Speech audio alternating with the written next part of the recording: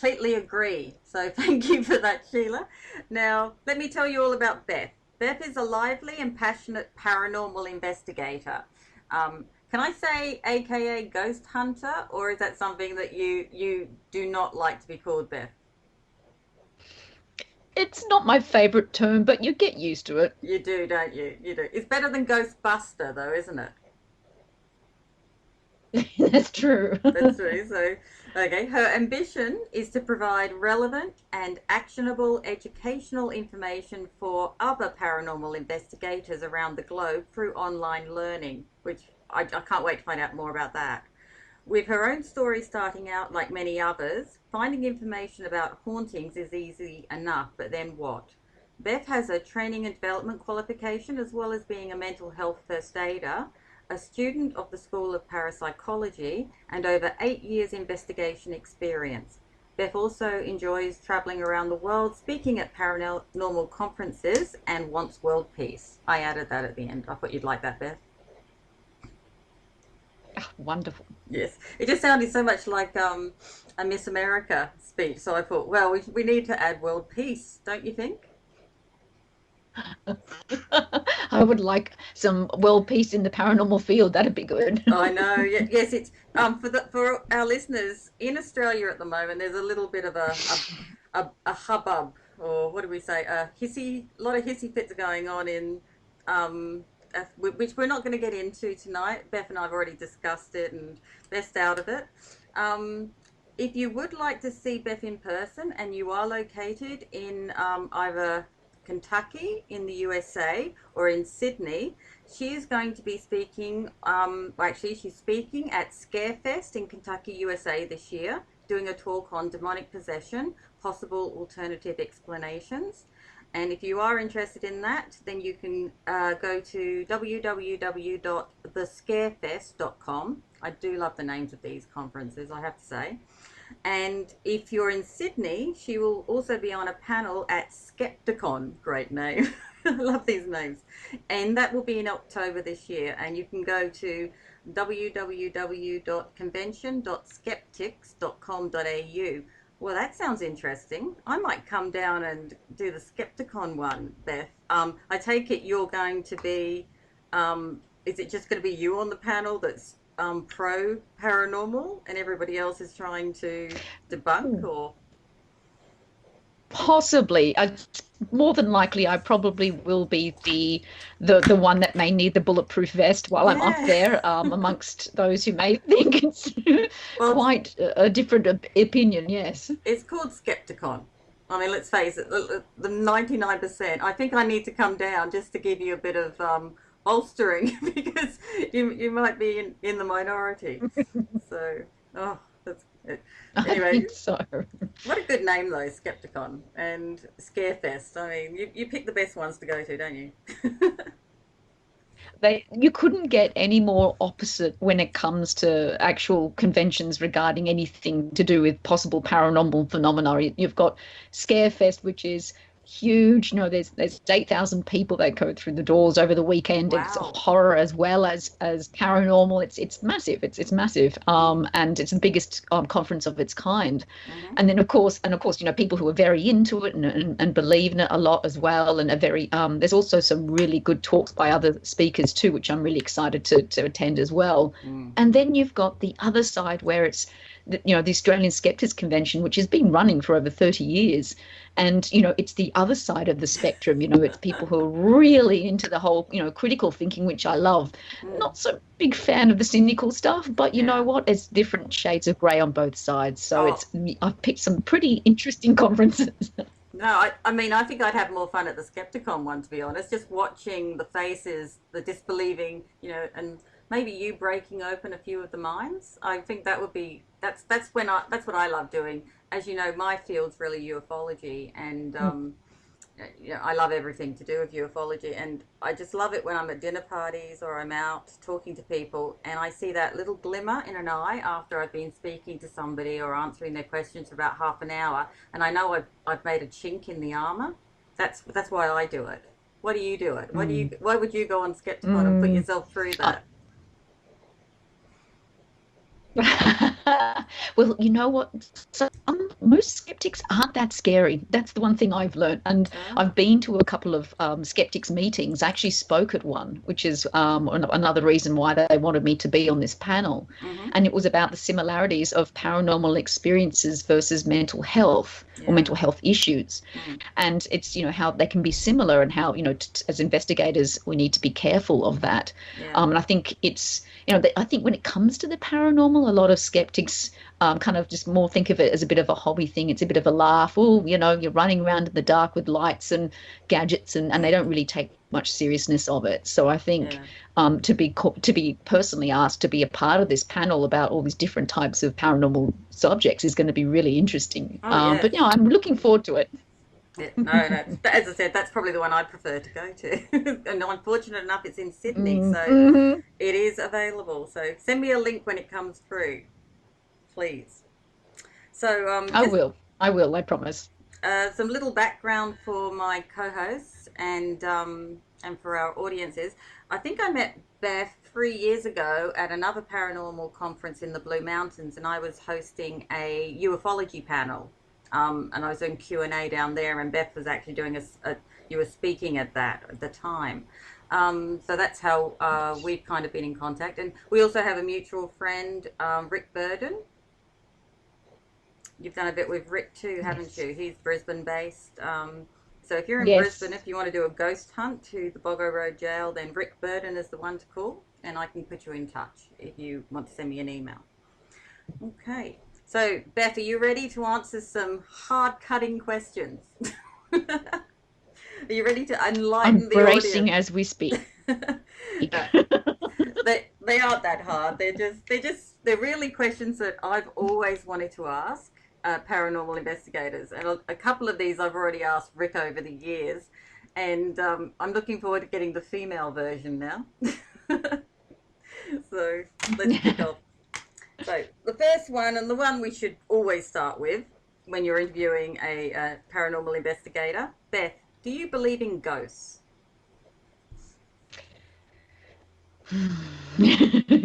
How long's a piece of string? I believe in the possibility of it.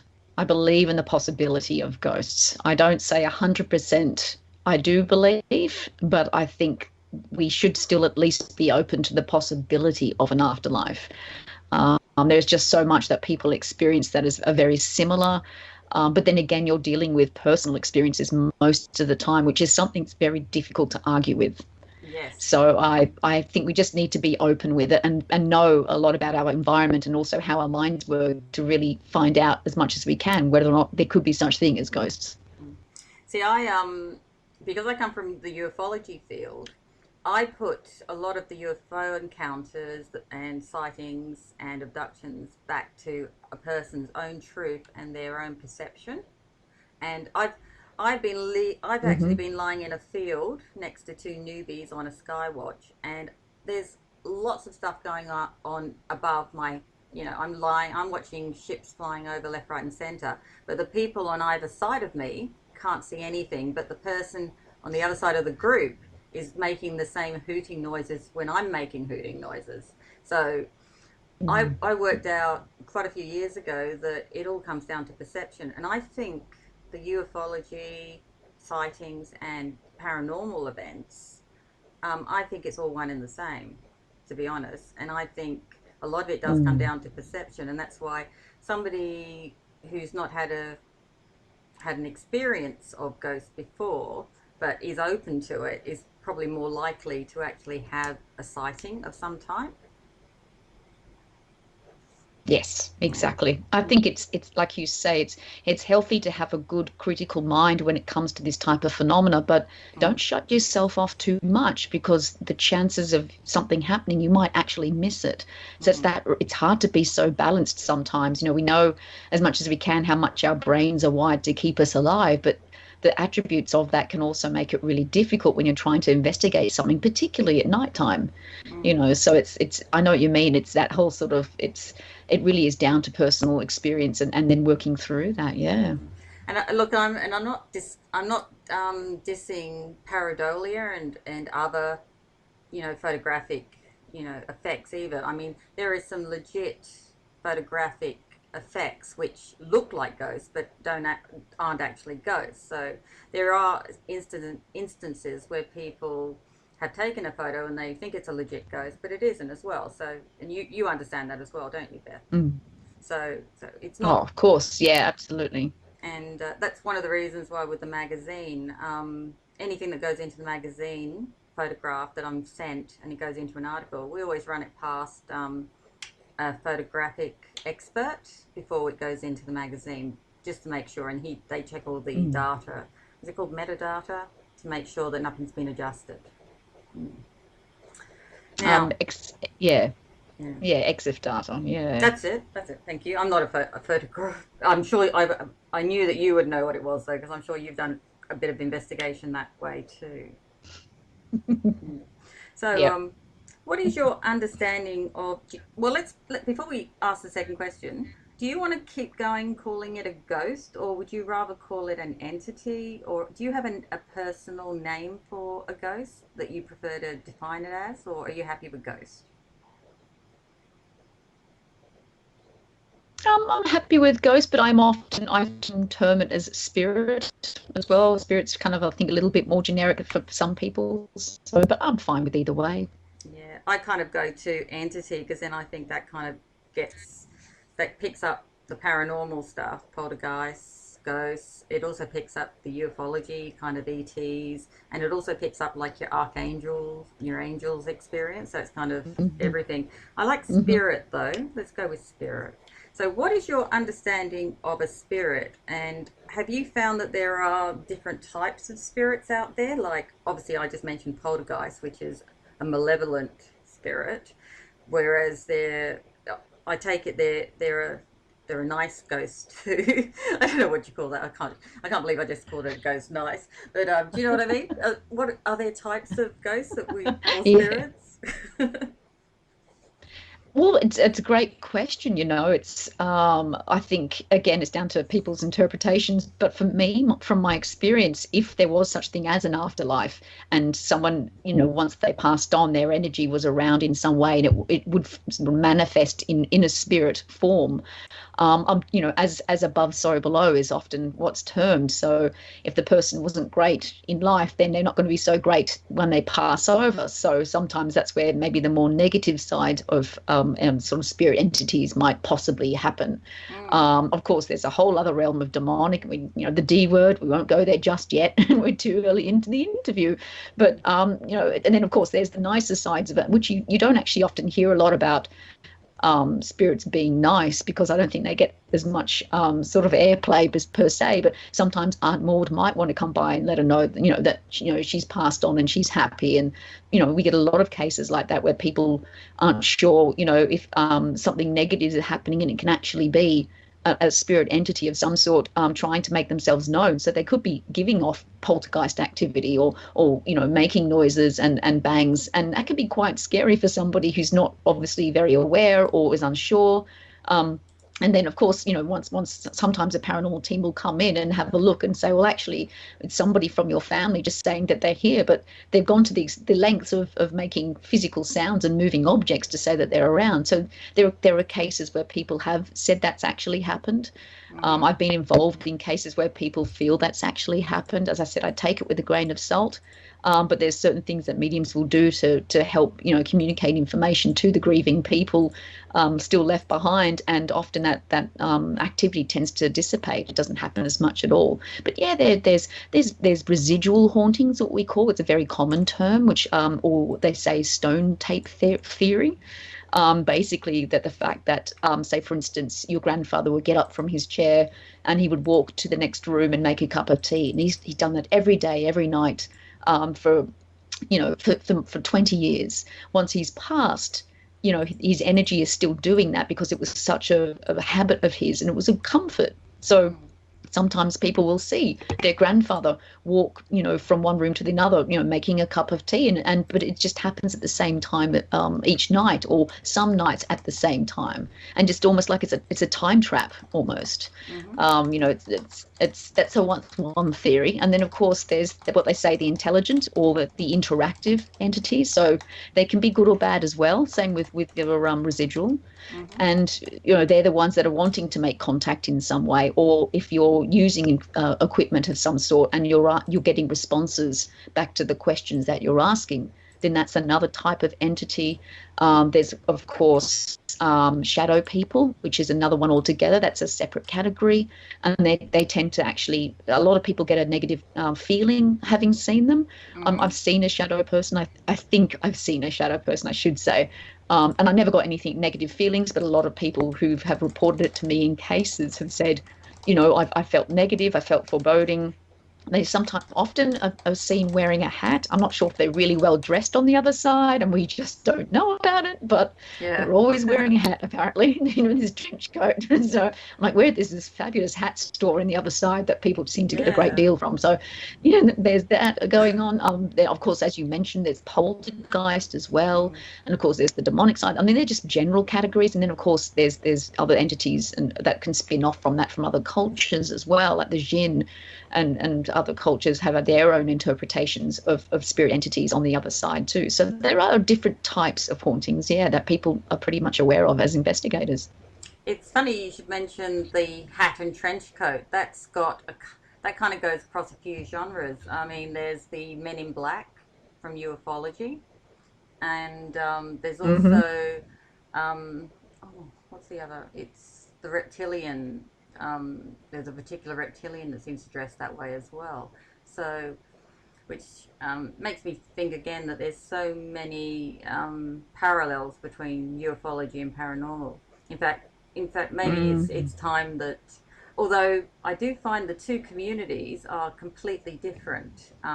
Like the paranormal community, for example, is quite fun. I really enjoy the paranormal people, and none of you take yourselves too seriously, but seriously enough. Do you know what I mean?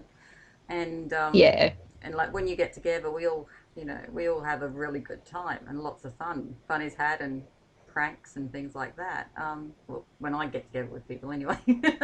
So, but with the but with the ufology community, everyone's so serious these days. It's all like, oh, we've all got to become more professional about this. And I think half the fun of Mm. being in communities like ours is that you don't have to be that serious, and and there's a bit of counselling available for everybody.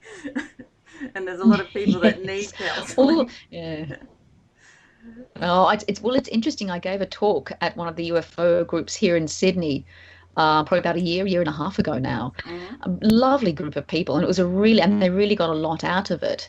But there was part of my talk where I spoke about how paranormal investigators debunk, not knowing how sensitive that term actually is for a lot of people in the UFO field. Oh yeah. And Mm-hmm. I got it. Yeah, I didn't know, and I was like, so we debunk this and blah, because it's such a common term that's used. Mm. I'm surprised I made it out alive, but they were such beautiful people. They were very understanding when they approached me later and said, actually, that's not really a term, that's really insulting. I'm like, wow, tell me. And then I've obviously done research in that time and realizing the foundation of where this word comes from. And I thought, wow, I've got to change that. So, I mean, even recently I did a live video on Facebook about, changing terminology or looking at changing terminology that investigators use. And that was one of them because, meaning fraudulent connotations to it.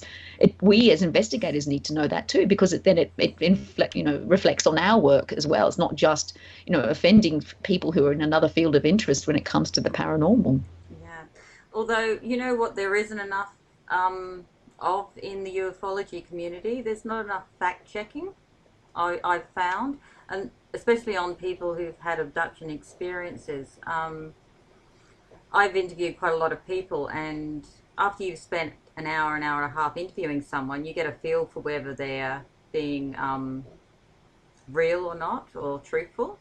And I found a lot of the time I just don't place the interviews after I've interviewed people in the magazine, or I've not even put them up on YouTube, because after an hour with them, they've contradicted themselves so many times. But this particular people have actually already done the tours of all of the UFO groups, or they've even done online, media interviews. And I just kind of shake my head and think, there isn't enough. And that's one of the things I love about the paranormal community. You guys do check stuff. You have all your equipment. You do all your tests. You check your photographs. And I think a little bit more of that in the ufology community would be great. And in your side, though, from the paranormal side, you guys need to be a bit more spiritual and on how you approach things, because I don't think there's too much between the two kind of entities that you're all experiencing. And in ufology, if you meditate and if you have a more spiritual outlook on things, you'll find contact is achieved a lot more. You have a higher frequency of contact, and I think if you did that in the paranormal community too, you would probably experience higher contact in your investigations.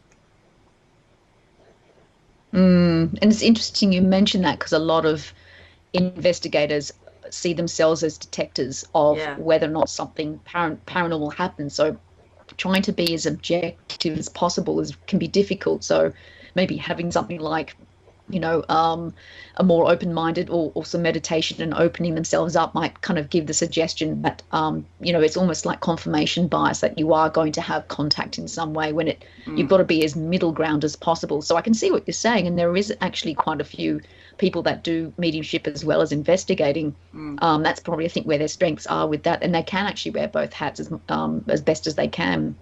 But also, we're kind of detectives and we're investigators, and it's, being aware of people having those kind of experiences or being open is good, but being that yourself, I think, would be a contradiction to what you're trying to do. So, but I like your point. It's a very interesting point. Maybe you need do you have any sensitives on your team? I'm actually a independent paranormal investigator. Oh, So I'm okay. kind of like a freelancer. So I don't actually have a team per se. I actually work alongside other teams when they need a bit more experience, or if they're got a bigger case that they need a bit of help with. It also helps with events as well. Mm-hmm. And I thoroughly enjoy it, because I get a lot more exposure to different teams. But I have worked alongside mediums. I don't do it very often, but there are only a few that I really do trust. There are a lot of great mediums out there, but I think it takes fine tuning when it comes to paranormal investigations, Mm. because it's not platform mediumship. You need someone who's going to pull facts, dates, times, how that person passed, where are they now, what's happening, and correlate it with the experiences the person's actually been having. It's a very different ball game. It's paranormal mediumship as opposed to platform mediumship.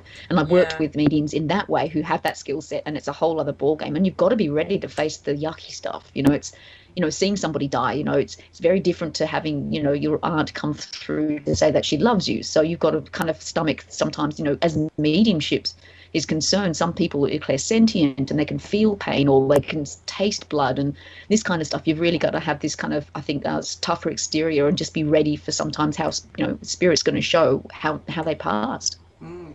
Actually, I'm feeling a bit ooey when you said that. I was actually, I think, oh, that would be very nice.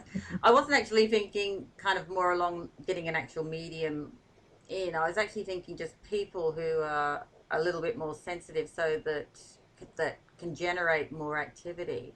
Because a lot of the people I do like sky watches with, none of them are mediums. Most of us, though, are kind of sensitive, so we can. And I find if you get quite a few sensitives together, then you actually generate activity from in the sky. I don't know. Mm, It's like a beacon. hmm. Does that make more sense? It's like you get. That totally does. Yeah. So that's all. That's kind of what I'm thinking. Although the medium Oh, okay. side would be interesting as well, especially if they could pull dates, as you say, and things like that out. That would be awesome. I hadn't even thought about that. But as you say, you'd Yeah, have it's to a know whole that. different ballgame. Yeah. Yeah, you'd have to know that they were very good and accurate, I suppose, in that case. Mm. Mm. Yeah, I think there's more pressure on that on a medium in a paranormal team in that way, particularly if you're dealing with, someone's case inquiry. It's almost like the pressure on to find that sort of kind of detail and correlate it with that person. But yeah, I mean, there are some mediums that thrive with that. But it's interesting you said that whole group of mediums that are sort of opening themselves up and then, bringing sort of almost spirit energy closer to them and being that kind of magnet. Yeah.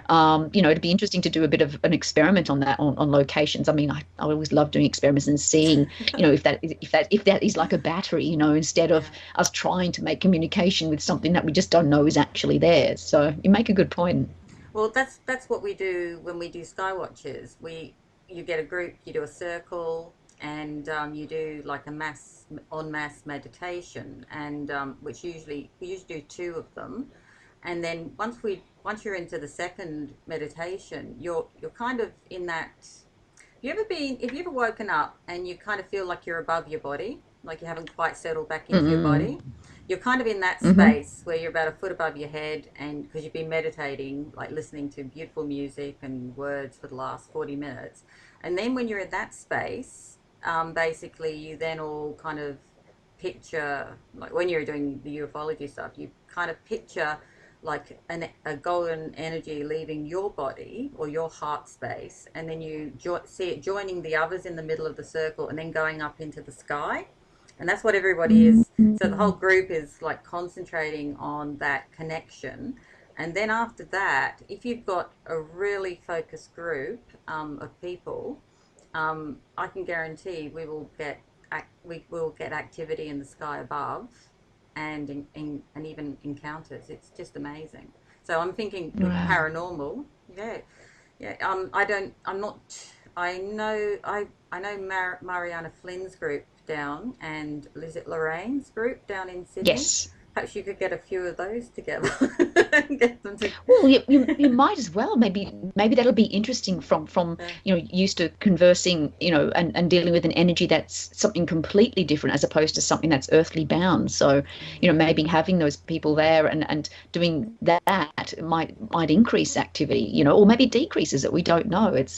It's almost like when I was in Chernobyl last year and we were doing a mini investigation there for a documentary series. And, you're surrounded by radiation. Like, is that going to enhance any type of possible communication, or is it going to diminish it? It's fascinating stuff. It's like, why not? Let's give it a go. What did you find? Did it increase it?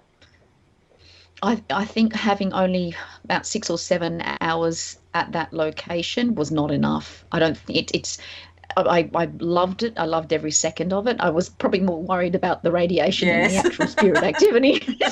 I must admit. They must limit. Well, that's it. Yeah, they must have to limit the time. Yeah.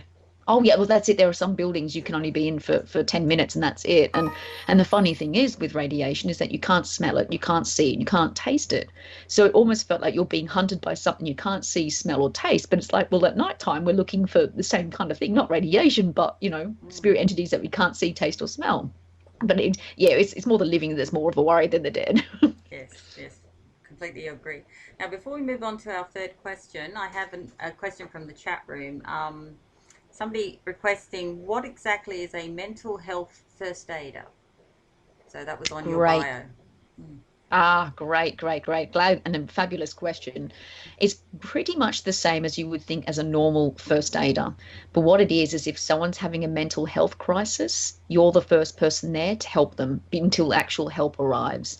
So if they could be having a sort of a depressive episode, they could be suffering anxiety, schizophrenia, you have the tools to be able to help them through and then be able to refer them to somebody who's going to be more qualified to get them to the help they need. And it's really, really important. I'm a big believer for all investigators to actually have this qualification, because you learn so much about the signs and symptoms of mental illness, and that helps you when you look at cases. If you take on private residential cases, you're able to see the signs yourself, you're able to have a bit more of an idea, but also be able to handle referring them to somebody that's going to help them with their mental illness. And that's can be a walking on hot coals. Sometimes you've got to be very careful how you approach it, because as you can imagine, with the stigma with mental illness still today, not everybody is open to that. So this is what this course teaches you. I also recommend it for people who run ghost tour businesses or investigation nights or events, because someone might actually have a panic attack or might actually suffer anxiety, and then you've got the tools to be able to help them through until they feel a little better, and then they can get the help they need. So it actually is a very, very, very valuable qualification to have for people in the paranormal field. Yes, I think I've got a question down the list on this actually. How you deal with clients with mental health issues, because Mm, sometimes but so I won't jump ahead, but we'll discuss it a bit more there. So great, mm, thanks for that. So that's all now right. this is a reader question. You know, when we get people on, I usually a couple of weeks out ask the readers if they would like to submit questions to you. So here's one from one of our readers in Victoria, this one. When a ghost is not being sensed, that's seen, heard, or felt by the living, do they still exist in our physical world? If not, where do they go? Be specific now. Beth, I want specifics. That is great. I love it. That's a great question. These are really good questions. I love it. It's well, it's true. So in my opinion, I would say they would still exist. But then again, if you were to take it from a scientific point of view, if there is no observer, then there's nothing happening. Mm, So it depends what side of the fence you sit. So if you can't sense an entity, like for me, I'm about as psychic as this post-it note pad I've got on my desk right now. mm, I don't have any psychic strong ability whatsoever. I think everybody has intuitive knowing and gut feeling, yeah. but as far that's about as good as it gets for me. So a spirit could slap me in the face and I would have absolutely no idea, but I'll be standing next to somebody who does. So I think it really depends on what side of the fence you sit on. If you are open-minded to the fact that there are entities around, and that they could be around, and if you can't see them, then there's more than likely a possibility. But for me, unless you're observing it and actually can sense it, then no, it's not there. And again, I don't know where they go either. Mm, I've spoken to a lot of mediums over the years where they will say, "Oh, there is the other side," or they'll talk about earthbound spirits as opposed to just a spirit. And an earthbound spirit is meant to be an entity that is staying around for a reason. They've chosen to stay on this plane and interact because they have unfinished business. They're upset about something, or they really care about somebody, and they don't want to move over into the other side. So there's ones that come across apparently from the other side through either vortexes or for however they come across from. And then there's ones that are actually chosen to be here or stuck here as well. And that's where you can hear people talk about spirit cleansings, where they'll go into someone's home and there's a spirit that's unhappy but wants to move on and doesn't know how. And there are people that claim that they can actually help that spirit move on. right. So personally, I think they go to the astral when they're not around, and they're just summoned back when they kind of, hear something. So Mm. that's kind of where I'd kind of expect them to go, kind of float up there, They Yeah. could very well. They could very well. We don't know, but that makes complete sense. Mm. Because it's kind of the same. Well, what I've always thought, maybe I'm wrong here, and I am wrong a lot of the time, Beth. So please correct me. Just ask Sheila. She's forever educating me on dumb stuff I know, and but I've always felt that ghosts. Is that you snickering, Beth, or Sheila? Both It was probably. me just sniggering, like going, "Oh."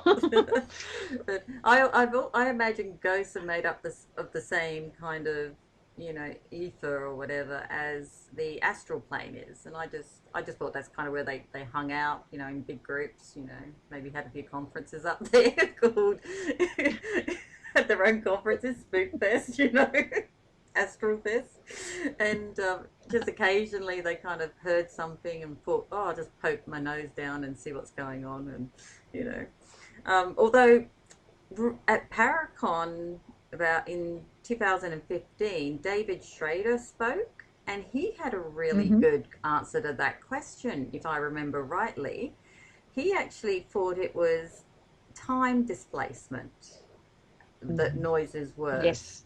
Did you? Yeah, and I thought that was clever. He basically said that when you hear somebody walking up steps and there's no one there, basically it's just a time slip. So somebody was walking up the stairs like 20 years earlier, and it's just slipped, and then it's gone back to normal, Yeah. like a. So I thought that was an interesting concept. So I suppose in that case, it's Yeah. yeah. But then I mean, everyone's coming out now and telling me time doesn't exist, so that wouldn't work.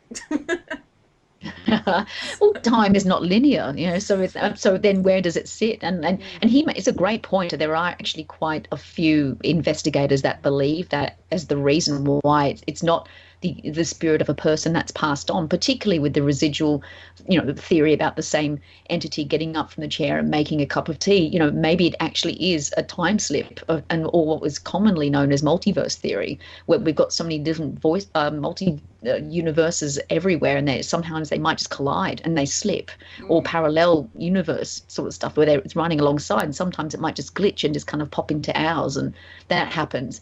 But then I sometimes think, well, if that's the case, wouldn't it be somebody else in the house? But we don't know, so it's just, is it, like you said, that there's a person that's on another universe doing that and slipping in, or, like you said, like it's something from 50 years ago that just pops up because, it seems to be the right sort of environment for it to happen, whether it's, the perfect storm. So it's a very popular theory amongst investigators. I had something weird along those lines happen to me personally about 7 or 8 years ago now. I was driving along from my home, and there was a road going upwards, and then you go over the hill. And I was in the car, and I was driving up the road, going over the hill, and on the other side there was an accident and some kids. And one of the girls, had a yellow dress on in this. And then suddenly I was back in my car at the bottom of the hill. So it was kind of like I had a flash forward. And then I drove up the hill as I had, so I was going, what's going on? And when I went over the hill, there was an accident, but the girl was in a different color dress. And Wow. yeah, that's kind of freaky, isn't it? And that kind of made me, I remember pulled over and I thought, oh my God, that's definitely a parallel universe, isn't it? It's a parallel, because the dress is different. So everything Yeah. else was the same except for the dress, the color of the Yeah. dress. And it happened it was like a 10-second kind of like a glitch, like as you said before. It's like the universes or the multiverses glitched on me, and I got thrown into the other universe and then thrown back or something.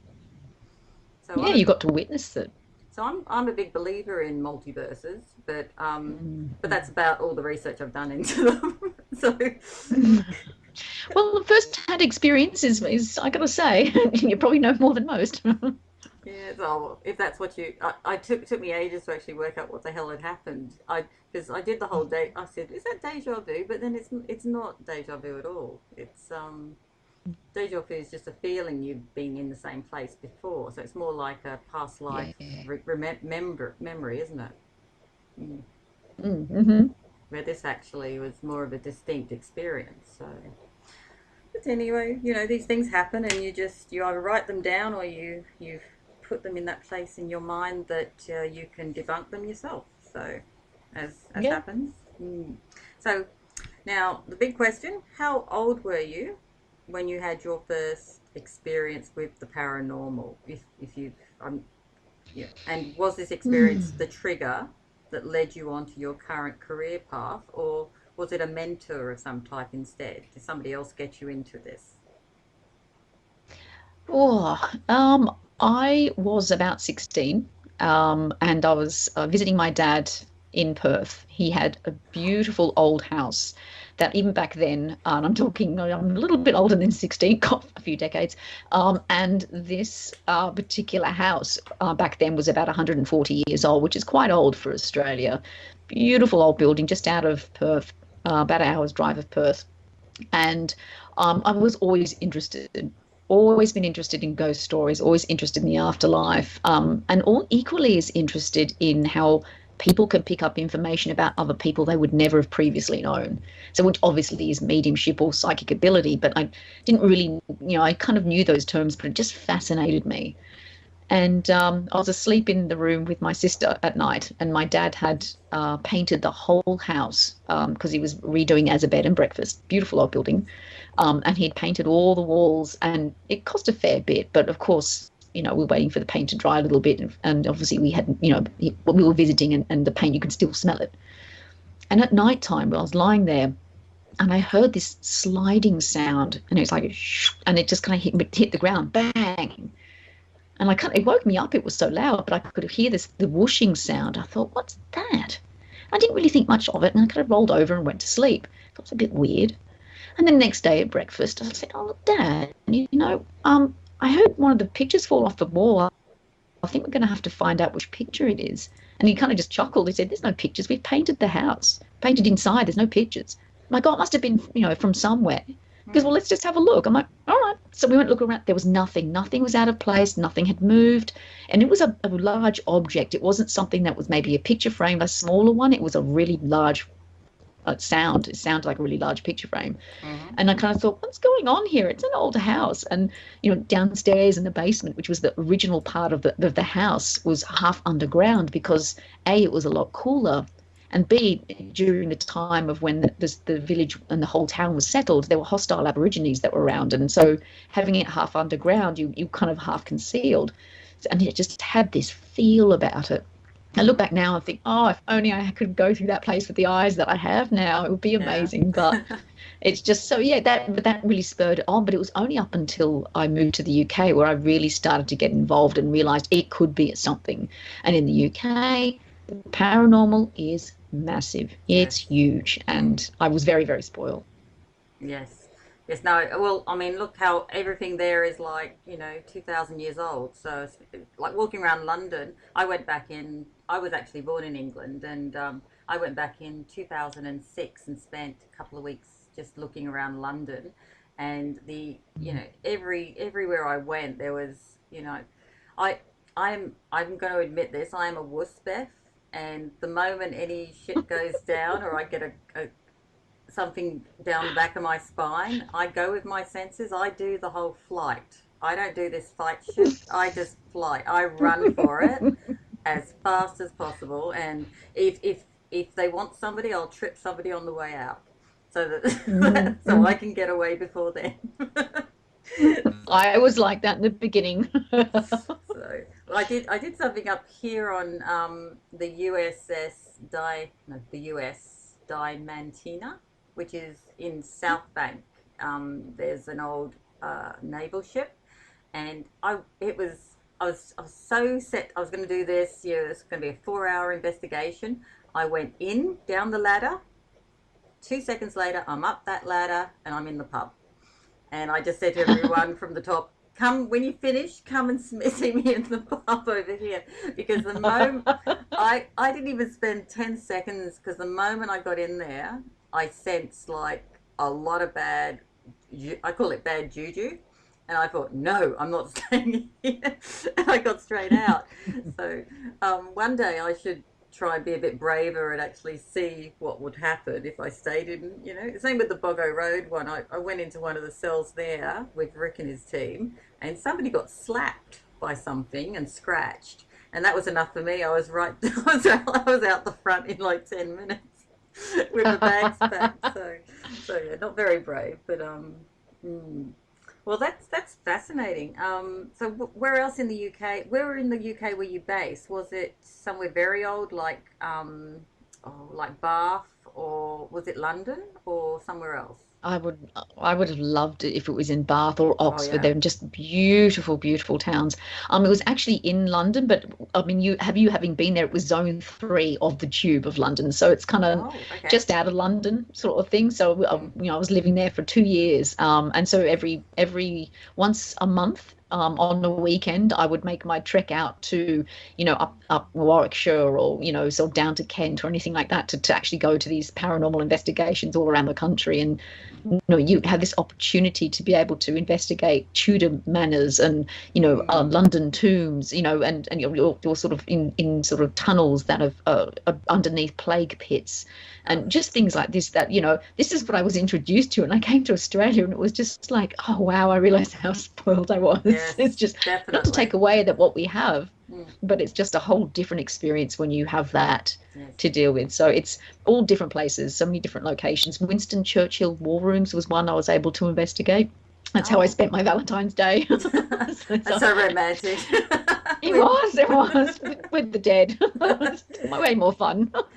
do you know where I had a bit of a fit when I was about 13? We emigrated just shortly after. My parents took me to Blackheath, and that's where they buried all the plague victims, and that's why it's called Mm. Blackheath. and it's Wow. yeah, I know. And we went there. I can't even remember why we were going there. I think it was something to do with emigrating. Um, and we got out of the car, and I remember just like having this icy breeze. Just and it was a summer day. It was actually a long. It was what they call an Indian summer, so it was a really lovely summer. And I just got out and I just said, I can't stay here. We need to get as far away from here as possible. And it wasn't till later in life that I realised that that's where all the plague victims were. And Wow. so yeah, again, I've been a wuss since I was since a baby, obviously. So, but yeah, yeah, England is yeah some of the castles and like York. Oh. York has an area called the Shambles, which is like Mhm. it's like straight out of Shakespeare. You know, that's where they do a lot of the if they're doing Shakespearean plays or TV shows, they'll actually film in either Bath or they'll film at York. And I was walking through the Shambles with my friend in 2006, and it was like really getting creeped out because it was she wanted to take me to a vegan restaurant there. And I should have known. Wow. I should have said no straight away, shouldn't I? But but anyway, so I spent a very uncomfortable hour at this vegan restaurant in the Shambles, just looking at shadows the whole time. You're talking about shadow people. That's probably the first place Yes. I saw shadow people, and I'm like, oh, this is just creepy. And you just can't eat when that shit's going on, can you? Yeah. Oh gosh, no. Yeah, your appetite's gone. For some people, for me, it's like I'll put the plate down and start looking about. So Oh yeah, so you would have loved it. So I can give you a list of places that creep me out if you like, and you can go check them out on fabulous deal. on my behalf. So I think you've been a professional paranormal investigator for 8 years, haven't you? It's 10 years at the end of this year, actually. Oh, 10 years, okay. So, so if you wouldn't mind, could you share with our listeners a past investigation that stood out from the rest due to the phenomena you may have experienced, and who shared the experience with you? Was the experience a tactile one? Did anyone actually get touched? And which of the senses were people find? Was there smell? Was there? Did you see something, or was it just a touch of some type? It's probably more centered around this particular location that, of course, I can't actually name where it is. It's what we term as undisclosed locations. So the owners have asked for me to never mention where it is and what it is. But it had some very, very interesting activity. I've been involved in filming at this location as well. So there's the Paranormal Investigator series by Moonlight Media that filmed there. And then also I was involved with another series later on called In Tenebris, which is in Latin for in darkness. So it was exploring the darkness side of the paranormal, which was anything from Ouija boards to people who suicide and what happens to their energy afterwards, and really meaty kind of stuff like that not many people will delve into. I was very, very No. fortunate to be a part of it. Mm. But this location seemed to kind of cover all sort of gamuts of possible paranormal activity. We had people who seemingly were kind of like taken over. So they were themselves before they were in there, and suddenly their mood changes. They get angry. They run down the end of the hallway of this particular building for no reason to chase whatever in the complete dark, like as if they could see. Um, we had people who had chairs lifted out from underneath them, tapping on their toes. I've heard uh, sort of trolleys being wheeled down and hard shoe floors, and we're the only people in there, and there are no trolleys. Mm. It just seemed to have every type. You had your audible phenomena, you had your visual phenomena where people had seen shadows. I've seen something. It was almost like a hand come up to you in the dark, but then I've gone to sort of move my hand away, in defense of it, and there's nothing there. And it's a Mm. quick movement. It's not like a bat or anything like that. It would have hit my face. I would have felt something. And it was the only time it happened during the time I was there that night. I was physically affected. And it's only ever happened at one time, which has really intrigued me because it's not happened since or before. Mm. And I walked into this location, and as we're walking down this hallway, I suddenly just got really, really tired. And it was silly tired. Like it was almost like I'd been up for 3 days. I just walked and went, I just need to sleep. And I looked at I just need to sleep right now. And I looked at the floor. Now the floor was manky as all get out. Like there's no way I'd be even touching it with my toe, let alone sitting on it or potentially even contemplating lying down on it. And I looked down, like, I just need to sleep. And I sort of went to kind of lie down. And the friend that was with me at the time said, whoa, what's going on? I said, I just need to sleep now. I just need right now. I just need to go to bed. He's like, what are you doing? Get up, get up. I'm like, no, I said, there's just a bit of a pain on the back of my neck, but it's okay. Maybe if I just, he goes, no, we need to get you out now. And that's a common thing that's happened with a lot of males in this location. And apparently, from what I was told, and I again take it with a grain of salt, and it's the only time it's happened, but apparently there was an entity that was trying to latch itself onto me, and it Ew. does so through the back of your neck, and it was a particular nasty one. So, but the only it was very very strange experience for me. It's the only other time it's ever happened. Um, Obviously, I was taken out of the location. As soon as I got out, I was like wide awake as if nothing had happened. And I'm like, why have I got my energy back? Why suddenly do I feel like I can do cartwheels? It was the strangest experience. I went back in and I felt a little bit tight, but nothing like it was before. So, yeah, I've had a lot of mediums saying that, that's a sign of something trying to take over you. So, well, that's a bit interesting. But again, it's never Scary. happened before, never happened since. Yeah, but this location just was incredible. It was incredible. It's not there anymore, unfortunately. Oh. It was not has been knocked down, and it's been something that's been rebuilt in its place. Good luck living there, but anyway, it's not my problem. I should drop over some pamphlets. So I take it was a private dwelling of some type. Yes, yeah. And Victoria based or Sydney New based? South Wales based. Right. Okay. So, well, that brings me right into the next question, which is: do you perform any prayers, cleansing rituals, or spellcraft prior to entering a haunted dwelling to protect yourself? I used to white light myself when I first started because that's a very common thing that investigators do. I don't do anything now. I don't do anything at all. I don't invoke anything. I don't carry anything with me. I'm there to experience. I'm there to experience what's there, find out for myself.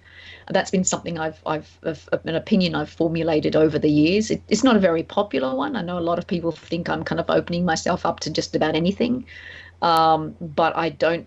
I'm there to experience. I'm there to detect and find out. I'm not there to shush away something so I cannot help or find out for myself or find some answers. So that's personally for myself. I think if somebody wants to do that, then they should. If somebody wants to do a protection spell, or if they want to stage themselves afterwards, that's do what feels comfortable for you. I think it's very individual choice. I don't really have a faith in anything, so I kind of am a bit of an open book. But I've had people that have been worried about me, and they will sage me after I go into places and asylums just so they can feel better that I'm going to feel better apparently. But yeah, myself, I don't. I think it's very individual, but in the same time, everyone should do what makes them feel comfortable. If you feel empowered, then you're going to feel safer and you'll be better when you're investigating in there. Yes. Do you want to know what I do when I enter places like that? Yeah, yeah. Excuse me, Oh, Sheila, the break is playing. We can't hear it. oh, okay. Beth, just But just so take. we should pause out for a few minutes. Okay, Cool. We'll be not a back problem. shortly, guys. Cool. Alrighty. Remember to mute your microphone. Yep. I'll do that right now. Okay. All right.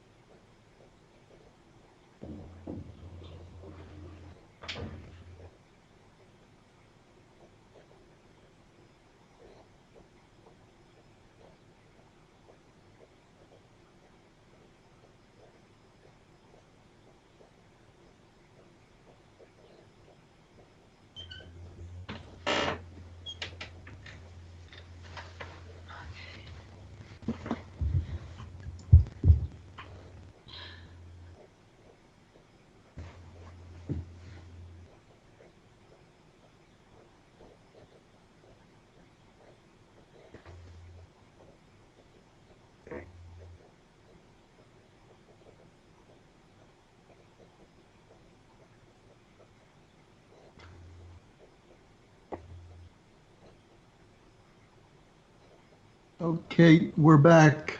And thanks, Rectify, for the information. We're back, Sheila. Cool. Maybe Sheila's taking a break. Sharon?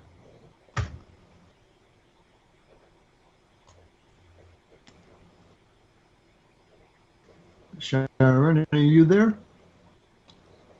Or Beth? Yes, I'm here. Oh, okay. Because Are we back, Bobby? yeah, the break is over and we're pushing on. Awesome. So welcome back, Beth and Sharon, of course, having our Oddities E-Club magazine last Thursday of the month interview roundtable, basically, and some fascinating stuff from Beth. I've been listening very hard, so that's all good. I'd love to catch up with Beth in the future and chat to her some more. And of course, we're with Revolution Radio at freedomslips.com. And we are the number one, 100% listener supported radio station, bringing tonight's show to you. So if you can afford to support us, we really do appreciate you. And are you back with us, Sharon? I am. Sorry, I went to get a coffee. It just wouldn't boil. You know that old adage. Never watch a. The watch pot? Yes, that was me. So sorry for that. So where are we up to? Oh, that's right. I was saying, does anyone want to know how I protect myself before I do any of the stuff I do? Yes, of course. I would love to. Oh, good. Well, I imagine. Have you both seen David in Florence? The statue of David. Oh, yes. I once Not in person. Oh, okay. I once spent 3 hours sitting on the ground just staring up at his butt, to be honest, and it was amazing, that 3 hour period. One of those experiences in life that everyone should do, I think. So anyway, David, as most people would know, is like the epitome of the perfect man. And I just imagine David with wings and coming up behind me and putting his wings around me, and that's my protection. So it's so much nicer than imagining like golden light and stuff. So that would be something I wouldn't mind wrapping myself in either. I think I love your alternative view on it, and I think it's a great idea. Yes, Bev, and it's got a bit of a sexual nature to it too, Bev, so watch out for that. But it's just another type of energy. it is, and that's what the astral's all about. I'm told by Greg Doyle that's all sexual energy up there. So just be careful. So is that Sheila laughing too? Because she knows it all too well. Sheila damn near choked, Sharon. I had to get myself a cough lolly. Sorry about that. So Are not. We'll go back to some safer topics then. So Beth, why do you think some ghosts stick around after death, whilst the majority of people who die kind of move on or reincarnate, or is there any other option? I don't know. Anyway. So what do you think some just don't want to go? Yeah, I think it's about intention. I think a lot about energy is about intention, and I think if energies want to stay, they're going to want to stay. And as I mentioned before, it doesn't necessarily mean due to having unfinished business. It can be, maybe the way in which they passed over, they don't know they've passed over. I over the years have spoken to mediums who have said, this entity it's causing havoc in your house thinks he's still alive. It's his home. He doesn't realize he's actually passed on. So sometimes it can be really quick when they pass, or maybe it's an entity just wants to be with somebody and still feels guilty about the way in which they passed. Sometimes, and there have been one or two occasions, and it's very rare that someone who's taken their own life will then, once they pass over, have enormous regret. And that's really interesting because, you think, well, the consciousness moving on and then the consciousness for action taking their life, then they're going to have regret afterwards. It's all different reasons from what I've been told is the reason why an entity will choose to stay. I mean, you've got to think about if it's, the other side's meant to be so great, why would you want to stay around? Yeah. Like, Yes. it'd be really lovely. I don't get it. It must be. But then again, we've all got choice here. On this, or in this planet, in this world, and I would imagine that consciousness goes with that person if that happens, and they've got choices there too. I wonder if it's the fear of what lies ahead too, because a lot of people fear death, and although most people, if they have a long illness or that, get to the point where they accept death and move on, whereas if it's done violently and quickly, is could there also be the fact that people don't realize they're dead? It's just. Oh, yeah. Mm. So I've often wondered if that also plays a role in why some ghosts do stick around, because I do notice when ghosts, famous ghosts, all seem to have died horribly in some way. You know, Mm-hmm. if you look at all the places that report a ghost, they've been hung or drowned as a witch or something like this, and and I went to St Helena. Have you ever done a investigation on St Helena Island at all, Beth? No, I've heard of it. I've heard of it, but no, I haven't. I sillily agreed to do one, and you actually have to get it's like an hour barge ride from the port to the island, and I couldn't get off this island for 3 hours, so it's one of those I couldn't get away from. So even though I wanted to run, I was stuck on the island for 3 hours, and I had to actually suck it up that night and do and I experienced a hanging in because it was a penal colony at one point too, and we were sitting down, and I actually it was the weirdest thing. I kind of couldn't breathe. I felt like I was choking at one point, and Oh, I was wow. I was sitting under a window in this building which is deteriorated, didn't have a roof and that on, and as Gemma was what's her name? I've forgotten her surname. She was talking about the building we were in, and it ended up being where the window I was sitting under was the hanging window, and I was like, oh, of all the places to sit, like there's like 60 windows, and I had to sit under the hanging window. It was just it was like I was a beacon, come and do this to me. So, but the weird thing, when I got on the barge later, I went to the toilet and I undid my my scarf, which had been round it was freezing night. I had it on all night, and I had grease around my neck. Oh, wow. Yeah, so Wow. that's a bit weird, isn't it? So I Yeah. don't know how it got there because I hadn't taken it was like really cold and I hadn't taken off anything, you know. Well, it's a strange location to have anything like that because we don't put things around our necks usually. If it's that's a very strange spot to have something like that, that kind of Mm. substance be there. It's intriguing. I thought so too, and it was like a black grease kind of, and I remember thinking, what the hell, I hadn't, and I've always had a thing about my wearing things around my neck. I've never liked to wear things around my neck. I don't know why. Something past lifey, no doubt. Hmm. Sheila would probably confirm that. And but this night I did actually, the first time ever really, I had the scarf wrapped around quite tightly. But yeah, I don't know how the grease got there. It was very awful. When I got in the barge, and I was like, oh, thank God I'm off that island. So, but you should, Beth, if you ever come up here, we'll do. There's a few places you and I, and maybe get Rick in on it, and we should all go and Oh, like yes. do a weekend of it. Like make the Friday night Boggo Road, Saturday night on on the island, and then the Sunday night down at the submarine, and see if we can keep. We should try, and the goal should be to try and keep me at the location for more than 10 minutes. Oh, you're on. That's it. So we'll plan something like that. So so I suppose what some of our listeners might be wondering is what kind of training does a paranormal investigator undergo, and do you receive a license like a private detective, or is it more of an apprenticeship with, say, another paranormal investigator? How did you learn how to do all of this? Oh, that's again a great question because it can.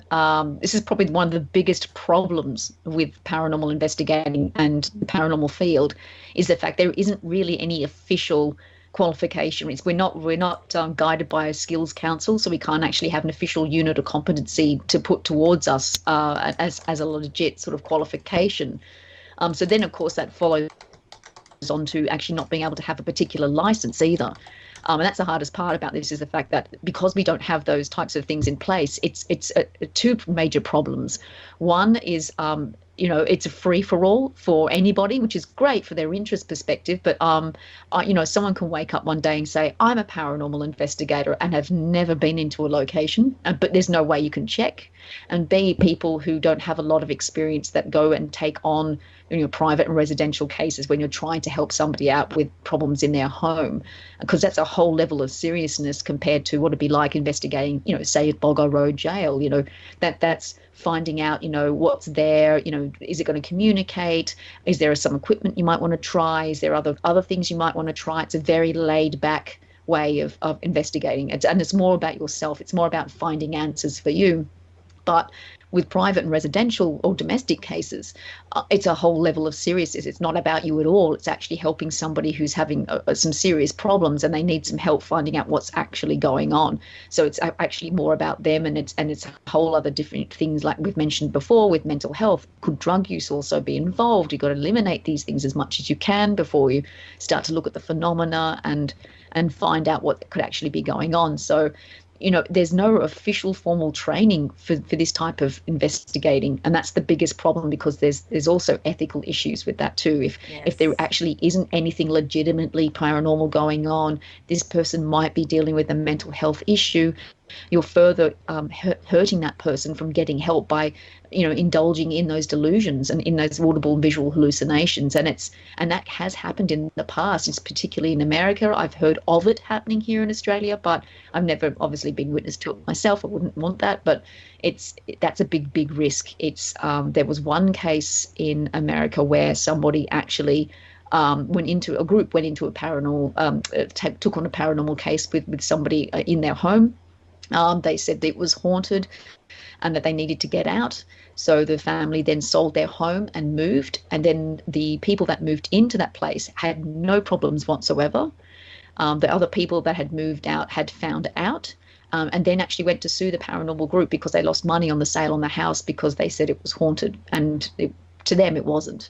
The other family were fine. So that's happened in America already. That's my biggest fear of it happening here in Australia, because it's really difficult to say that place is haunted. And of course, then advising somebody to sell and move is, you just don't. So there's nothing that is sort of legalized us in that way to be able to protect us as investigators, but also people who want to reach out because they do have issues in their home and they want actual genuine help.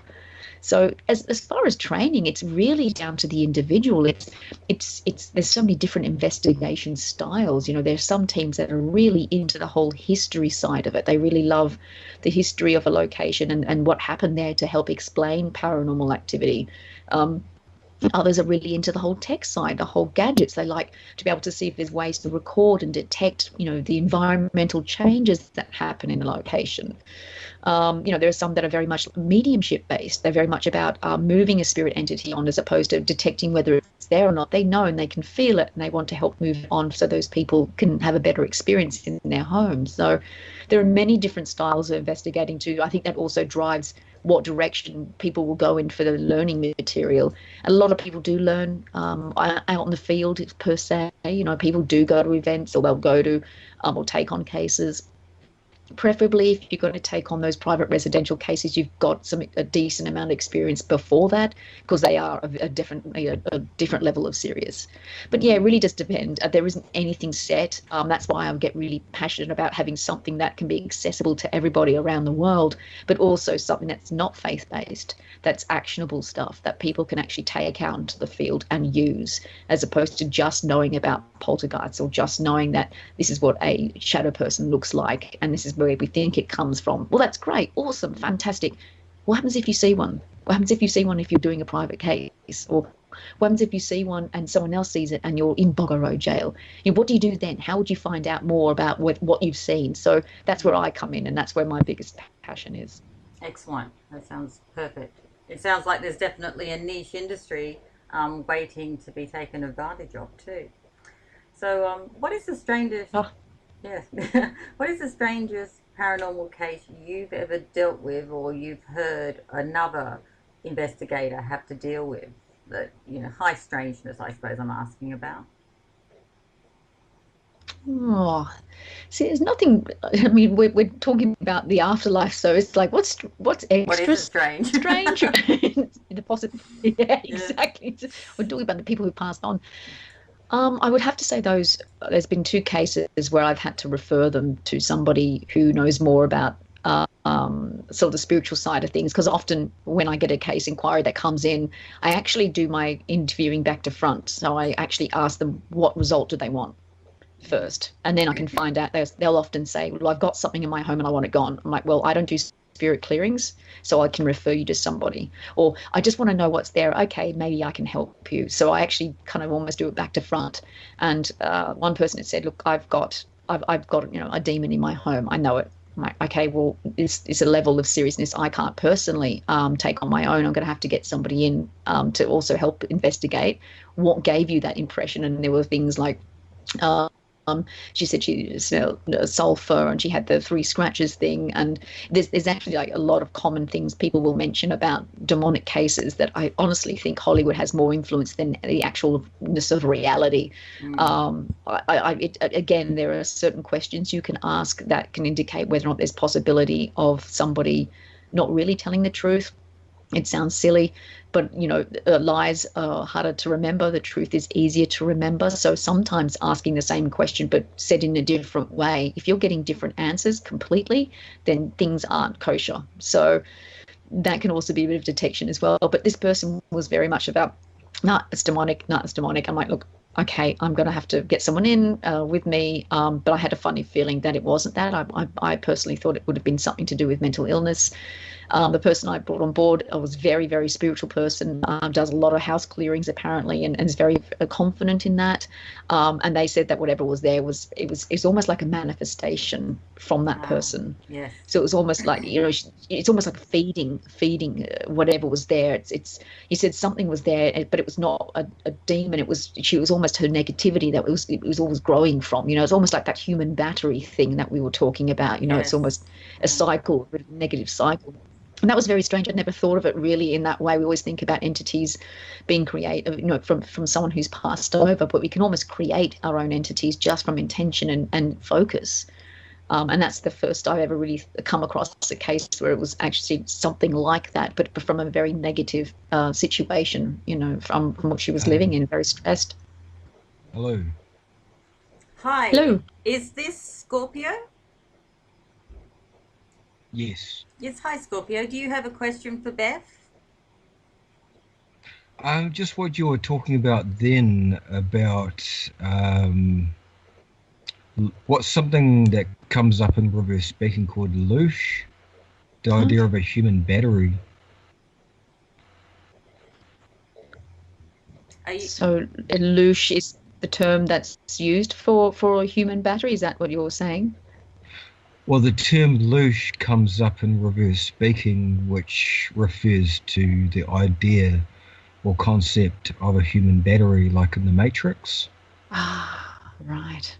Well, there you go. There is the possibility of that too. Interesting. Do you know a little bit more about why the loosh happens or comes from your experience? Yes, my experiences from 10 years of doing reverse speaking has given me thousands of hours of experience about loosh. It's a vampiric, parasitical force. There's recent photography of a lattice net, which also comes up in reverse, in the sky, with a YouTube channel called Boogeyman and the Skywatchers Network, Jeff P, and Identify Me, I think it's called. But they all show these unusual patterns in the sky. It's sort of like a LED screen. I know this sounds insane, but it's the paranormal. Nothing's insane. Well, that's why I'm calling in. and don't worry, Scorpio. I've actually heard of loosh before. I was at a Nexus conference a few years ago, and it was talked about quite a bit. Basically, in that environment, it was discussed as extraterrestrial entities would you would take the energy or loose energy from the negativity generated by people on the planet. So I have actually heard of it in another scenario. Well, that's correct. Um, you know, we have like a problem reaction solution type of pattern within our government, which, when you look at, when you study the law, and I know this is sort of comparatively doesn't seem to connect with what we're talking about, but, just on a practical level, if you look at the law, the idea of conflict-driven societies that,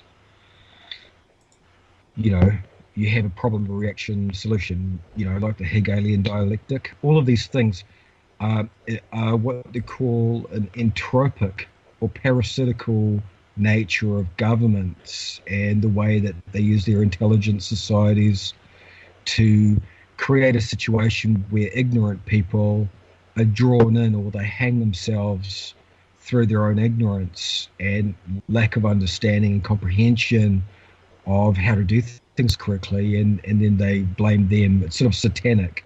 The Satanists blame you for, and then people say, oh, well, it's your responsibility. But, if you're being chemtrailed and you've got selenium deficiencies in the brain, it's like, well, people are slightly mentally ill. I mean, how can you judge that when you've got all of these things, which I'm not going to go into great detail. I think you already guys and people that are listening are already aware of the injustices going on with things like vaccinations with mercury in them and chemtrails with, strontium and thorium and all of that stuff. And it's like, well, okay, we all have to take responsibility for ourselves, but are any of us really, have we got we've got these unrevealed contracts and we're not really showing any of the stuff. So all of that stuff, and when you look at it if you take a step back, it's parasitical, isn't it? It's like problem, reaction, solution. And that is entropic. It's entropic in nature. In other words, it's parasitical. And then when you look at the science of it, you've got these pictures from Boogeyman, the YouTube channel, you can see that there's some sort of a shield around Earth, and this is to do with the idea or concept of loosh and even free will. I mean, is this sort of anything I'm saying sort of making sense here? Just It comparatively. does. Yeah, it's interesting when you talk about the whole negativeness about people's attitudes or not. It's almost like feeding itself and people being in a bad way and not being conscious. But yet on some subconscious level, they're creating something. It's almost like the negative version of the Philip experiment. It's almost like they'll not create something positive. It's something that ends up creating something negative. So I can see some correlation there. Absolutely. Yes. Thank you, Scorpio. That was great.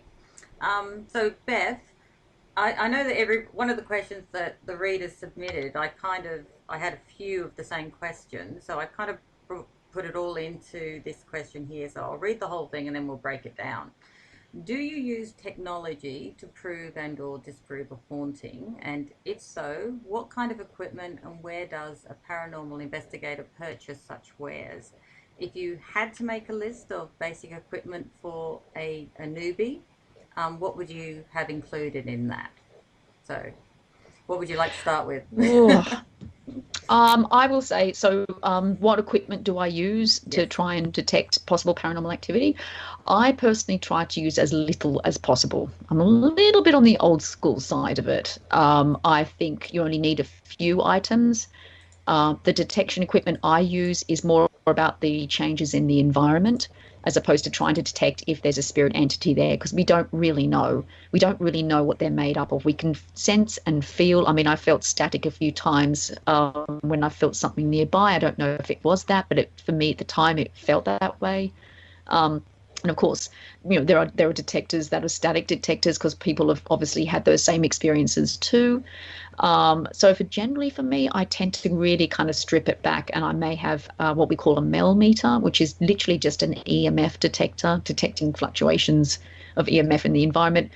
The general theory around using that is the fact that we actually have our own bio-EMF. Mind you, it is minute. It's so small. You could put this meter next to you and you won't get any readings, of course, at all. But there is the theory that, of course, once we pass over, where's this energy go? And that's when you start to look at this whole physics side of thing, the law of thermodynamics and things like that. But we have to be very careful because, energy can dissipate as well. It just takes time. So, but yeah, all little things like that. That's the general reason why people use EMF detectors. But I still have one just in case. High levels of EMF can actually affect the body and giving sort of feelings of being watched, feeling paranoid.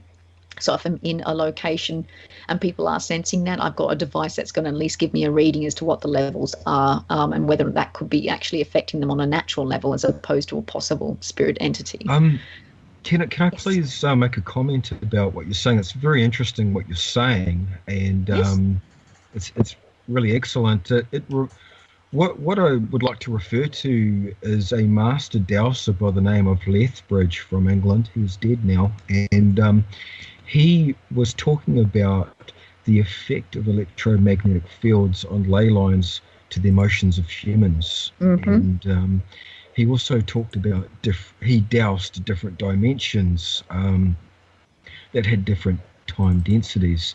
And this interacts, this is interconnected with a man called Bruce Cathy, who was able to discover a grid around Earth that he noticed different facilities being built on, some of which we know by the name of Pine Gap or CERN and the NSA Data Center, and many, many others that seem to have some sort of sacred geometrical connection. And this seems to be interacting with human consciousness itself and maybe different aspects of human consciousness that we don't fully understand or hasn't been fully disclosed to us.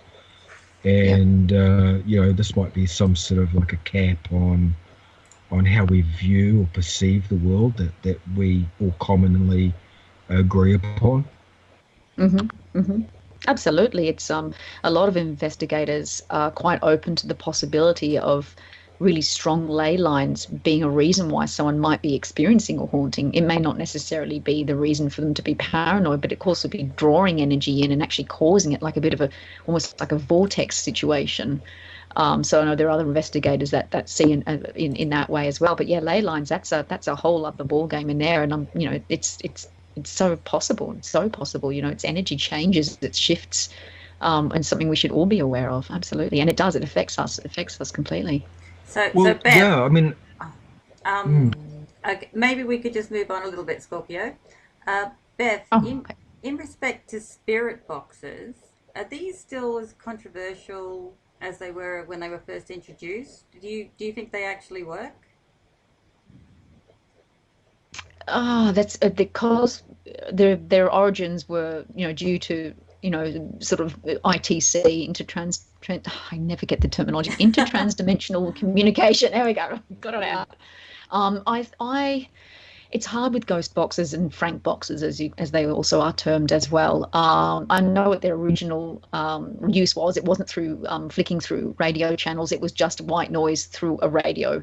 But what we use as investigators is and it goes through. I've heard some interesting audio recorded that's it's interesting. I wouldn't say it's paranormal, but it does err on a very high chance of coincidence to the answer to the question that people are asking. Yes. But we really are up for audible pareidolia. Like, it is just so, we are so listening for an answer that anything that comes out, you just don't know.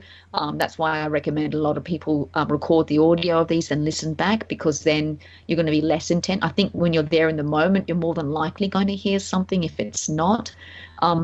A lot of people these days will use what we call Faraday cages. So they'll actually put the recorder in something that will block out any radio signals. So you will only get that, but no radio station feed come through.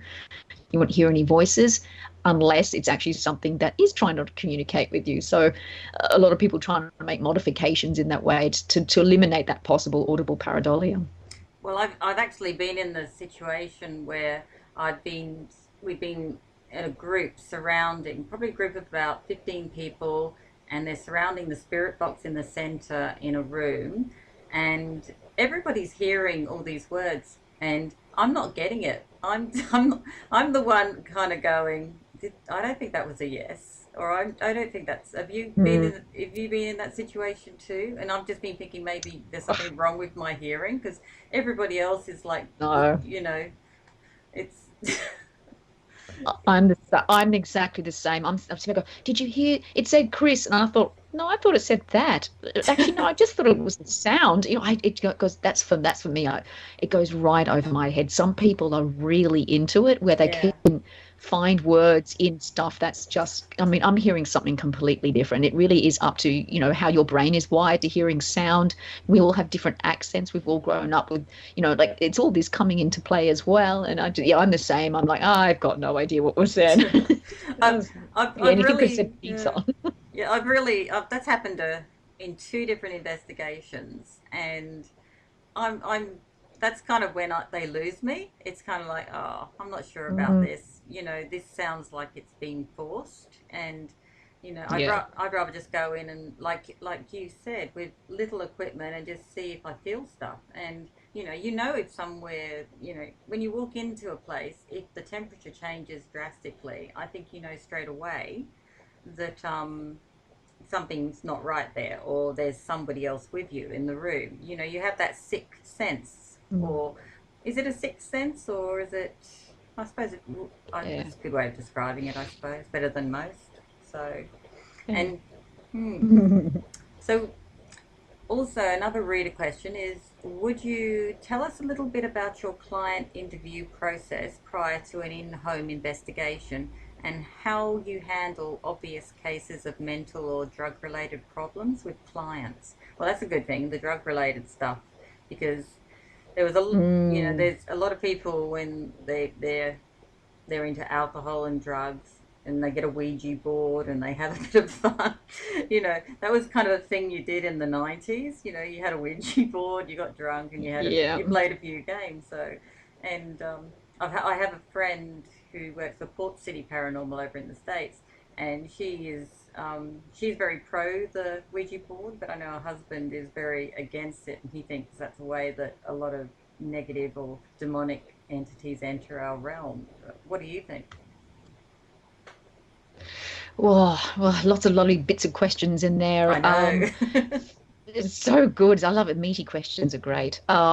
Okay, so about interviewing process, I often, usually, if the query comes through via email, I will then shoot an email back asking for a little bit more information. If it seems a bit legit, in the sense where it's like, okay, I think this could actually be something, I'll then actually suggest that I actually call them.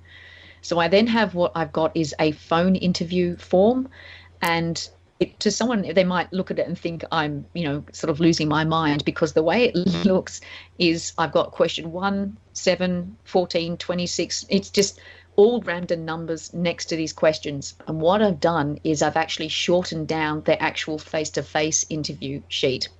And why I've numbered them and kept those numbers is that I can actually track what the person is saying each and every time I ask that question. So then I can find out whether or not they're actually telling me the truth. So that's a bit of a truth detector thing. So I shortened down my face-to-face interview for the phone one, so I get a bit of an idea. I get a bit more sort of context around what's happening. I also try and find out more whether or not they are actually open to me helping explain naturally how things are happening. If they're not going to be, then I can actually say, look, that's wonderful. I'm not the investigator for you, but I can put you through to someone who is. For me, they have to be at least open-minded to rational thoughts on how some of this activity could be going on that could be explained. Some people are just like, all I want is for it to be explained. I don't want my place to be haunted. So there are people that are really happy to hear that, and sometimes there are people who aren't. And you don't want to go into a case trying to help them and sort of find possible alternative explanations for them, and they're just not ready from the beginning, the get-go. So I then, obviously, after that, I will then want to go and meet them. I think you get a lot from meeting somebody face to face. I never go on my own. I always have somebody with me. And by this point, I always engage with another group by the time it gets to this stage. I'll be like, all right, who wants to take on a case with me? I've got this going on. And it can often be, if I feel if it's a more shamanic thing, I know teams that sort of focus on that. So I'll pull that team in. Or if it's more of a, trying to detect what's happening, more of a sort of a paranormal equipment centered team, I'll pull them in instead. So, that's where it starts to become where I feel like I learn so much, is because I learn different facets of investigating. And we will go, usually it's 2 or 3 of us that will go and sit down and have a chat. And again, as there are times where, I'll actually look and think, no, I'm not going to proceed with this case. I think we've pretty much managed to explain a lot of what's been happening, and it's not paranormal. But there are times where it's like, it's rare, very rare, that we'll actually go to that next stage and actually go through with a full investigation. And again, it's not just the one time. So a lot of teams will look at going, well, I'm just going to investigate this case. They do one overnighter. It might go from, say, 5 in the evening or sort of 4 in the afternoon up until maybe 2 in the morning. And then they gather all their information and they present it. Like, that's, spirit ain't going to turn up in a 12-hour period. If it's going to be there, it's going to take, it's not going to be there in that time slot. It may not ever be there in that time slot. You need to do it repeatedly, and you need to be around those people more, and the environment as well. Cases generally should take about 6 months if they're done properly. If there are investigators that turn around and say, I've had, in my 30 years, I've dealt with, 500 cases. No, you haven't. You've dealt with 500 emails. You actually haven't gone through the whole process. So it's just, and they need to be thoroughly done too, but you need to filter through the ones that are worth investigating. And it doesn't mean from an activity perspective, but it means the legitimacy of the activity. Most of the time it's not rock your socks off Amityville Horror House, which is fine. But there are some cases where they can be quite active. But generally that's how it is, and we'll go through and it is done. I usually try to investigate once a month over 6 months at least, to get a bit of an idea what's going on. Obviously, you're putting somebody out of their home. It's uncomfortable having strangers there hooking up equipment and peeking in through your home. It's your safe haven. But by the time it gets to that, these people want answers, and they generally are quite happy to at least having progress in that direction as well. So generally that's how my interviewing stuff goes. I can't remember those lovely other bits of questions that you had before.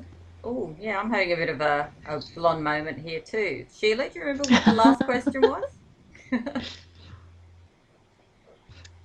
I think it was something about Ouija boards. Sharon, oh, that's right. Yes, but was something about Ouija boards. Yes, that's right. I do go with that. Yeah, I was going to say, as I was talking about Port City Paranormal, who are columnists inside the magazine.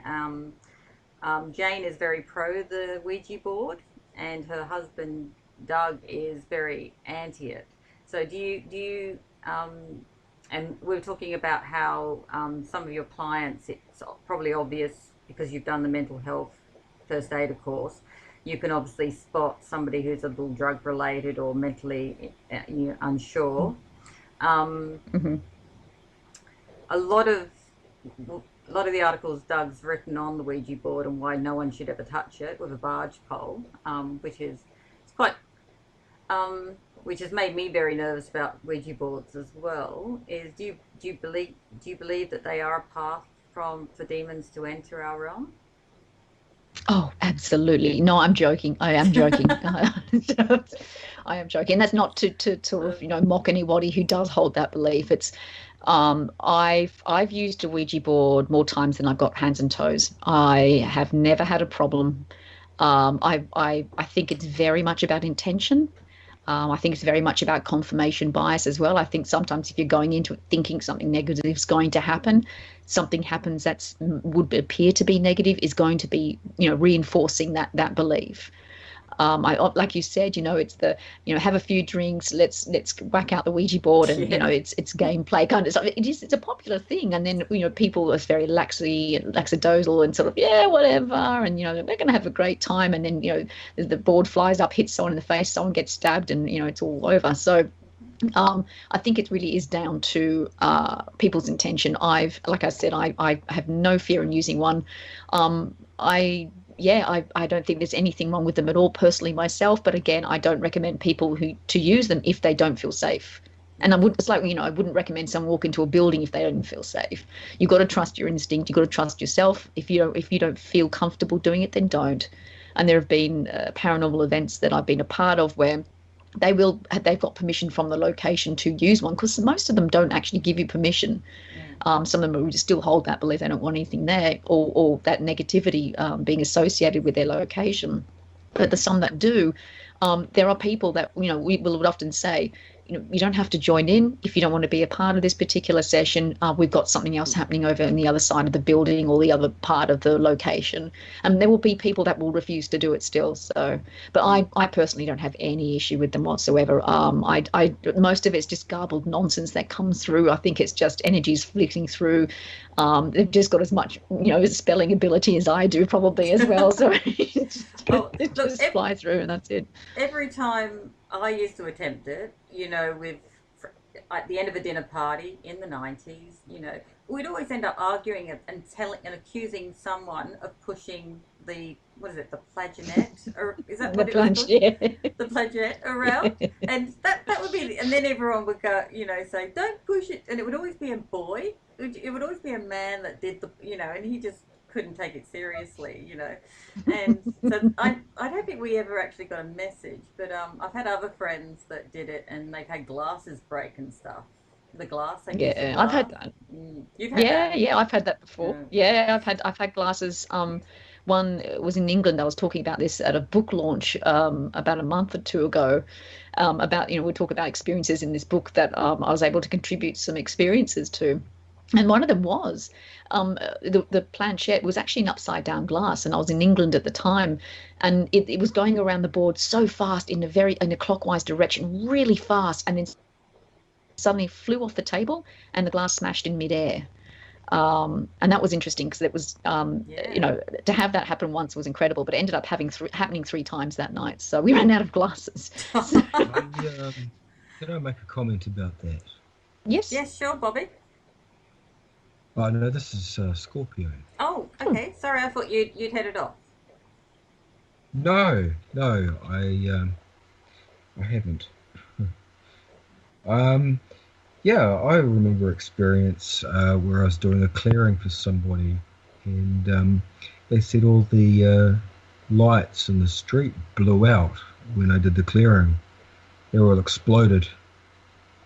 And wow, quite intense. Wow, that's intense. That's when it's intense, sort of something like electromagnetic frequency, sort of pulse outing from somewhere. I mean, it's almost, it's the street light phenomena that some people experience, where yes. they walk under street lights and those lights either switch off or blow up. Well, the reason why they switch on and off like that is because they're a halogen bulb, and there's an electrical frequency that affects them. That's why some people have an effect on bulbs. I have an effect on that sort of thing, on street lights. They go out. There's a lot to the human energy field that we don't fully understand. It's not disclosed within universities and the way things are within the stream. Oh yeah, there's so much to understand, learn, and explore about it. Even stuff that we do know, we're only just touching the surface. But I mean, it changes. It changes all the time, doesn't it? I mean, we believe these scientists, and we entrust them with our safety often, and and now in modern times we find out that they're not truthful about remedies. They're, so how can you hold one part of the code but not the other? And then, but we still seem to have trust within these groups and understandings. This is what I don't understand about the wisdom of the ages. Is we keep sort of repeating the same mistakes over and over again. Yes, but I don't really quite understand that. No, but I think that if you have a look in the chat room, I think Sheila would be very interested in discussing some of your theories in another show, Scorpio, if you're open to that. Well, yeah, I could be, absolutely. That'd be great. I've got quite specific things that I'm interested in, and it could bore some people, really, to be honest.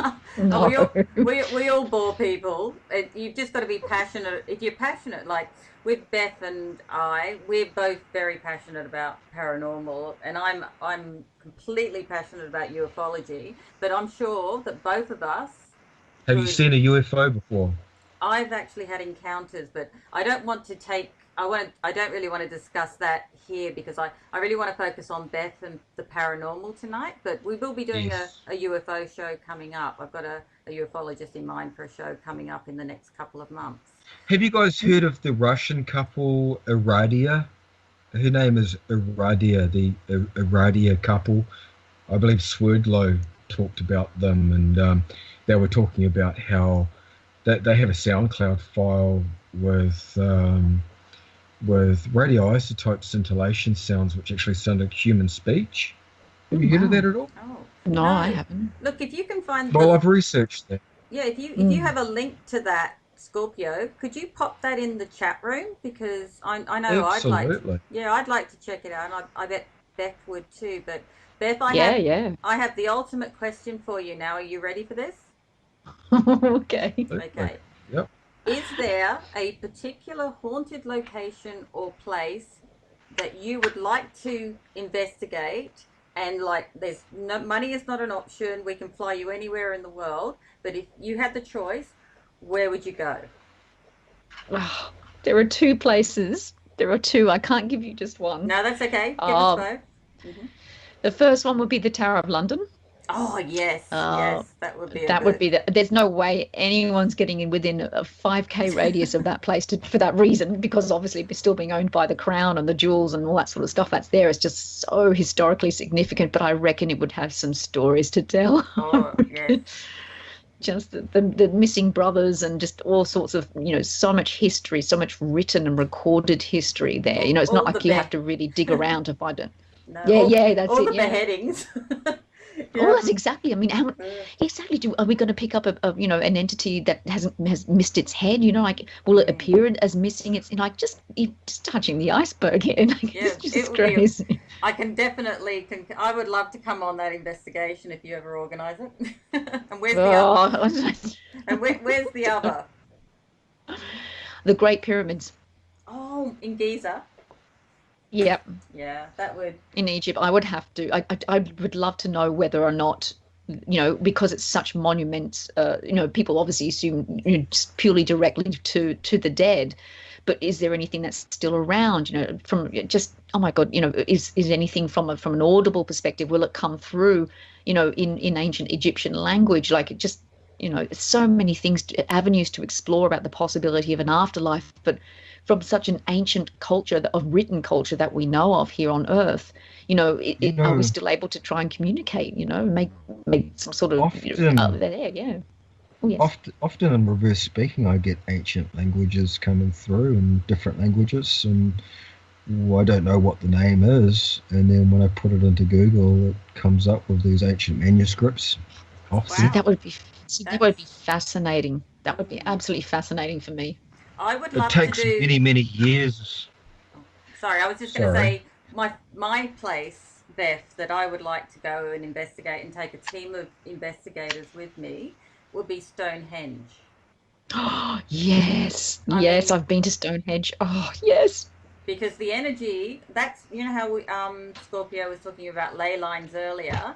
the ley line energy alone in that is just off the Richter scale. And to actually do an investigation there, because remember one of the stones is a slaughter stone, so they used to make actual sacrifices there on each of the solstices, the winter and the summer solstice, and there's 8 Sabbats they used to practice there too. So I can just imagine, just imagine the kind of, entities that might still be roaming around. So I'd like to go, just like you going to Giza. I think, the more historic, the better the investigation would be, because, Sheila, do Have you you have guys done? Have you guys Totally. ever done EVP, electronic voice phenomena? Yes. I'm sure Beth knows I've all about it. recorded. Yeah, I've attempted to, yes. It's a very interesting thing. It's as we mentioned before with ghost boxes and Frank's boxes, take them aside. I think it's I know a lot of people, it's almost like there are some investigators that just seem to somehow record a lot of interesting sounds that appear to be like voices. And yet myself, I've only ever caught a murmur, and that's when I was investigating a 16th century castle in Slovakia last year. And it was this very strange sound, but it's the only thing that I've ever had. I've never actually had what would be considered a voice or a word of some sort. But yet there are some investigators that just seem to turn on a microphone and it's like it's a crowded room. People are just wanting to say hello. And I just, it's incredible. I sometimes really think maybe it is down to the person's interpretation of that footage, or it just could be the person's energy, maybe. Yes. So, Yeah, you're correct. It's not just about the interpretation. A lot of people want to turn to our programming that's all, perspective or interpretation. But, I'm a very rational person, and I've been doing this for a long time. And there definitely is, phonetic sounds that are intelligible and, worthy of a theme, sentence within electronic voice phenomena and reverse speaking. I would have to say that it's important to keep a very rational perspective on these things, because people, like you say, they can get caught up with their own interpretation and their own belief system. But, this is true across religions and pretty much everything in society. If you look at how we're all, lied to by so many different things, really the same pattern is true for everything. You need to be critical thinking. But, it's funny how, what my comment is it's funny how people can be critical about certain things, but not other things. And that even goes into law. How can you hold up one part of the code but not the other? That happens all the time in law. Scorpio, would you mind? We've only got a few minutes left, Yeah, and I really need to understand. focus on a couple of questions towards Yeah, Beth. absolutely. Wonderful. Yes. Thank you. Now, Beth, so what's next for you? Let me just reread the 2 conferences that are coming up.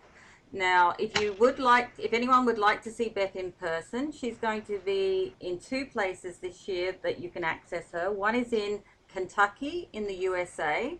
She's going to be at Scarefest, where she's doing a presentation called Demonic Possession, Possible Alternative Explanations. Just go to www.thescarefest.com. She'll also be on a panel at Skepticon in Sydney in October, and you can access that information on www.convention.skeptics.com.au.